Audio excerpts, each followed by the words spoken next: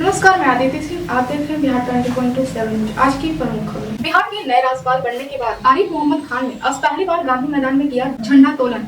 इस दौरान सीएम नीतीश कुमार सहित कई नेता मौजूद रहे। राज्यपाल आरिफ मोहम्मद खान ने बिहार की जनता को 76वें गणतंत्र दिवस के अवसर पर हार्दिक बधाई दी और राज्य सरकार की विभिन्न योजनाओं की सराहना। राज्यपाल ने कहा है कि बिहार सरकार ने हमेशा सुशासन और न्याय की दिशा में काम किया है। मुख्यमंत्री नीतीश कुमार के नेतृत्व में राज्य सभी वर्गों के लिए कार्य किया गया है। बिहार में शांति का माहौल कायम है।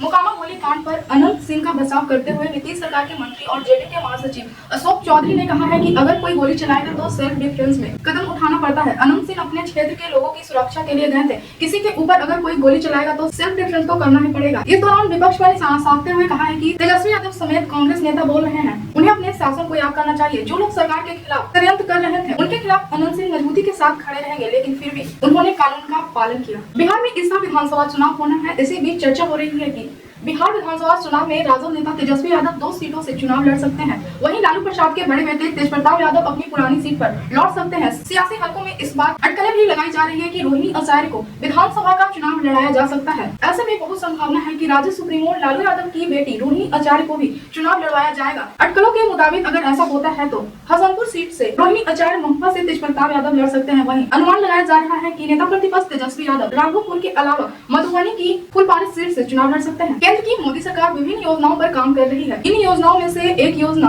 पीएम मित्र पार्क है। देश के कपड़ा मंत्री गिरिराज सिंह बिहार से आते हैं, लेकिन आज तक बिहार को एक भी टेक्सटाइल पार्क नहीं मिला है। हाल ही में इस योजना को सफल बनाने के लिए केंद्र सरकार ने 7 जगहों को चुना है। यह जगह विभिन्न राज्यों में है, जिसमें उत्तर प्रदेश, मध्य प्रदेश, कर्नाटक, गुजरात, तेलंगाना, महाराष्ट्र सहित तमिलनाडु को चुना गया है। इससे जुड़े एक सवाल पर कपड़ा मंत्री गिरिराज सिंह भड़क गए। दरअसल एक चैनल के पत्रकार ने भारत के कपड़ा मंत्री गिरिराज सिंह से पूछ लिया कि आप बिहार से आते हैं तो बिहार के लोग पूछ रहे हैं कि बिहार को टेक्सटाइल पार्क क्यों नहीं मिला। इस सवाल को सुनते ही गिरिराज सिंह हिचक गए और कहा कि जिन भी राज्य को मिला है उन्होंने सभी क्राइटेरिया को पूरा किया है। आगे और देखेंगे। केंद्रीय मंत्री इस सवाल से नाराज भी हो गए और उन्होंने कह दिया कि ऐसा सब निगेटिव प्रश्न क्यों करते हो। अब आप सोच सकते हैं भारत के कपड़ा मंत्री को बिहार को टेक्सटाइल पार्क क्यों नहीं मिला। ये सवाल निगेटिव लग रहा है। केंद्र और बिहार दोनों में डबल इंजन की सरकार है, लेकिन पीएम मित्र पार्क की योजना का लाभ बिहार को नहीं मिलेगा। मुख्य मंत्रालय का सवाल है कि आप लोगों का ड्रीम प्रोजेक्ट पीएम मित्र पार्क को लेकर के जो आपने फैसला लिया, 7 राज्यों को आपने चुना, अब बिहार से आते हैं, बिहार को सर एक भी पार्क नहीं मिला। बिहार के लोग सवाल उठा रहे हैं। नहीं, सवाल नहीं उठाने का है। हम जिसने वो क्राइटेरिया पूरा किया उसको दिया, आगे फिर दूसरा बना। चलिए यार, ऐसा निगेटिव पर्सन क्यों करते हैं।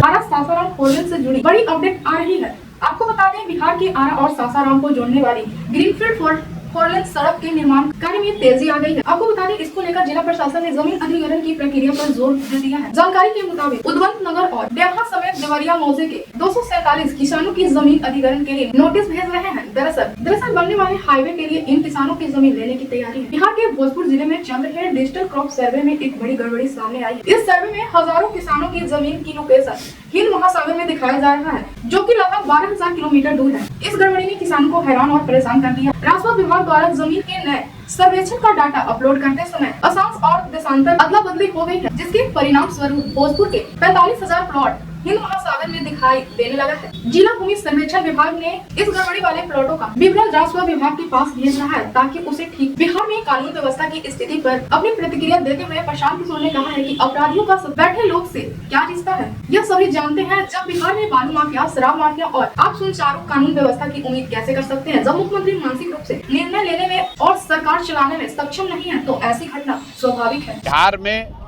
बालू माफिया, शराब माफिया और अफसरशाही, उसमें आप लॉ एंड ऑर्डर कैसे बेहतर एक्सपेक्ट कर सकते हैं। वो तो जब आप पूरी व्यवस्था, जब मुख्यमंत्री सक्षम ही नहीं है मानसिक तौर पर कोई निर्णय लेने को, सरकार चलाने को, सरकार का इकबाल ही खत्म हो गया है, तो ये चीजें तो स्वाभाविक तौर पर होंगी ही होंगी। प्रधानमंत्री नरेंद्र मोदी के बिहार दौरे पर तेजस्वी यादव बोले, अब बिहार में चुनाव आ रहा है, इसलिए बिहार से स्नेह बढ़ रहा है। हर 2 दिन पर कोई न कोई दिल्ली से बिहार आएगा। इन लोगों को बिहार की तरक्की और विकास से कोई मतलब नहीं है, सिर्फ चुनाव से मतलब है। बिहार को विशेष राज्य का दर्जा क्यों नहीं दिया जा रहा है, विशेष पैकेज क्यों नहीं दिया जा रहा है। चुनाव आएगा तो बड़ी बड़ी बातें होंगी, फिर सब भूल जाएंगे। दिए जाने की बात कही जा रही है। देखिए, हम तो बार बार कह रहे हैं कि अब बिहार में चुनाव आने वाला है। पहले भी हमने कहा था हर 2 दिन पे कोई ना कोई कूद करके बिहार आएगा।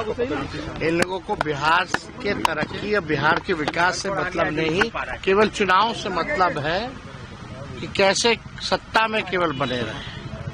अब तक बिहार को विशेष राज्य का दर्जा क्यों नहीं दिया जा रहा, विशेष पैकेज क्यों नहीं दिया जा रहा। अब चुनाव आएगा तो बड़ी बड़ी बातें होंगी, फिर चुनाव के बाद सब भूल जाने वाला है।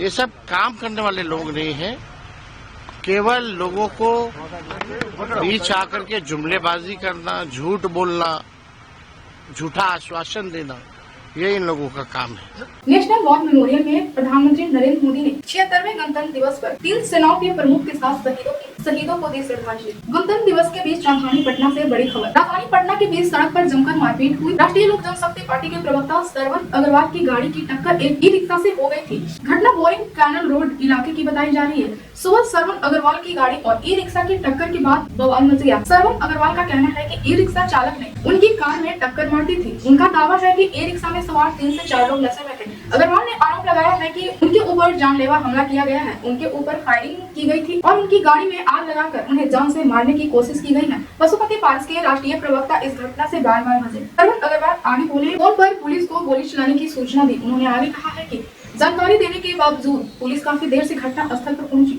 मोकामा फायरिंग घटने पर बिहार के कानून मंत्री नितिन नवीन बोले, अपराधी को संरक्षण देने का काम तेजस्वी यादव और उनकी पार्टी के लोग करते थे। उनके समय में अपराधियों को बचाने का काम किया जाता था, हम अपराधियों को जेल भेजने का काम करते हैं। आरजेडी सांसद मीसा भारती ने पूर्व विधायक अनंत सिंह के पटना बार कोर्ट में सिलेंडर करने पर बोली, नीतीश कुमार जिन्हें सुशासन बाबू भी कहा जाता है, उनके सुशासन में राज्य में अपराधियों के हौसले किस तरह से बुलंद है। गोलीकांड का यह मामला प्रशासन को उजागर करना चाहिए। आज विपक्ष या जनता इस मुद्दे को उठाती है तो ये लोग 20 साल पीछे की बात करते हैं। ये नीतीश कुमार जी हैं और उनको सुशासन बाबू भी कहा जाता है, तो आप देख लीजिए उनके सुशासन के राज्य में किस तरह से अपराधी के हौसले बुलंद हैं।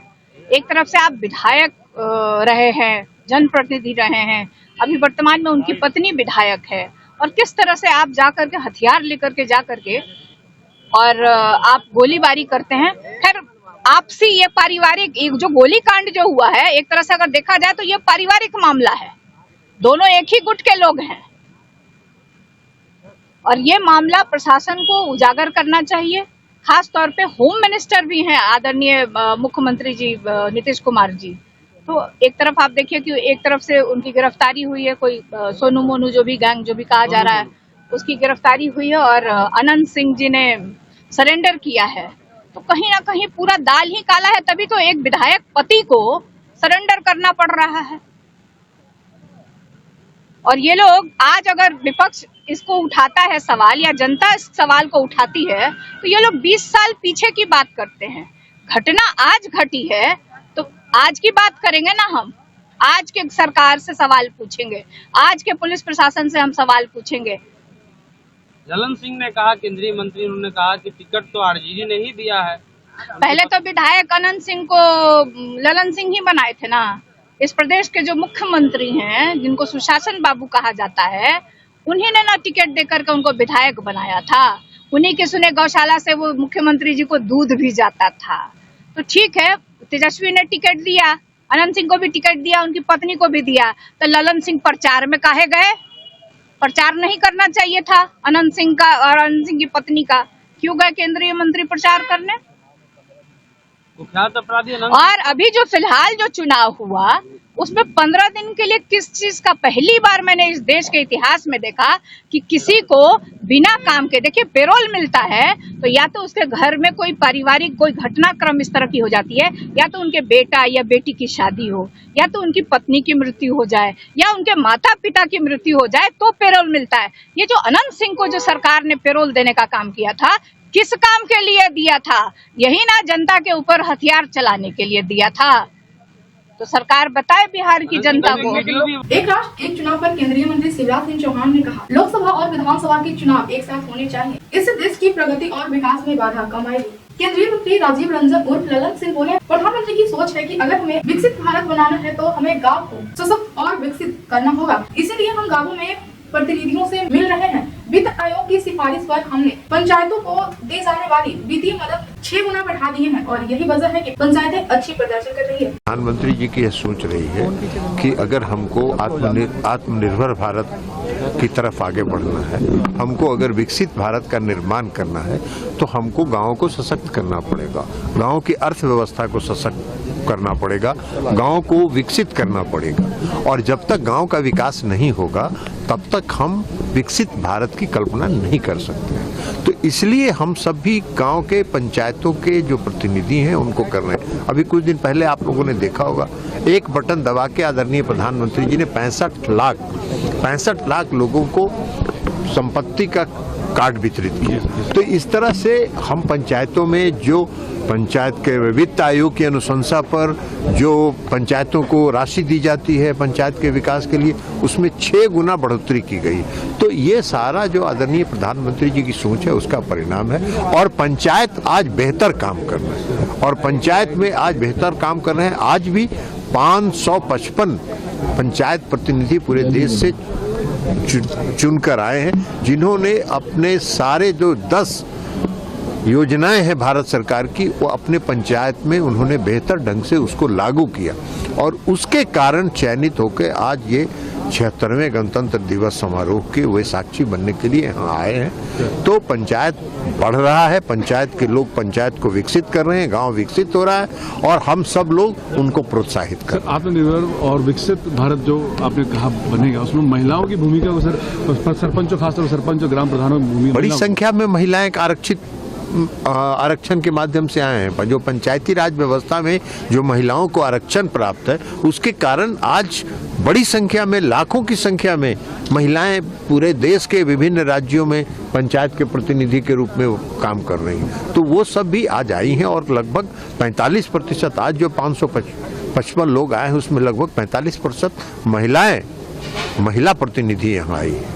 बिहार जैसे स्टेट केंद्रीय मंत्री गजेंद्र सिंह शेखावत बोले, आम आदमी पार्टी का चाल चलित और चेहरा देश के सामने बेनकाब हो चुका है। इस पार्टी के आधे से ज्यादा नेता जेल की हवा खा चुके हैं या जमानत पर बाहर हैं। दिल्ली की जनता इस पर उन्हें खाड़कर फेंकने वाली है। जनता पर भारी हो। देखिए, आज आम आदमी पार्टी और उसके नेतृत्व की चाल चरित्र और चेहरा अब देश के सामने बेनकाब हो गया है। ईमानदारी का लबादा ओढ़ करके राजनीति में आए लोगों के पार्टी के आधे से ज्यादा नेता जेल की हवा खा चुके हैं, या जमानत पर है या जेल में जाने की तैयारी कर रहे हैं। अब अपनी उस मुंह की कालिक को छुपाने के लिए वो दूसरे के मुंह को काला दिखाने की कोशिश कर रहे हैं और वो अब इस बात को जान चुके हैं कि दिल्ली की जनता के सामने उनका चरित्र बेनकाब हो गया, उनका चेहरा बेनकाब हो गया और दिल्ली की जनता अब की उनको उखाड़ करके फेंकने वाली है। ऐसी खबर के लिए बने रहिए बिहार 24/7 न्यूज़ के साथ।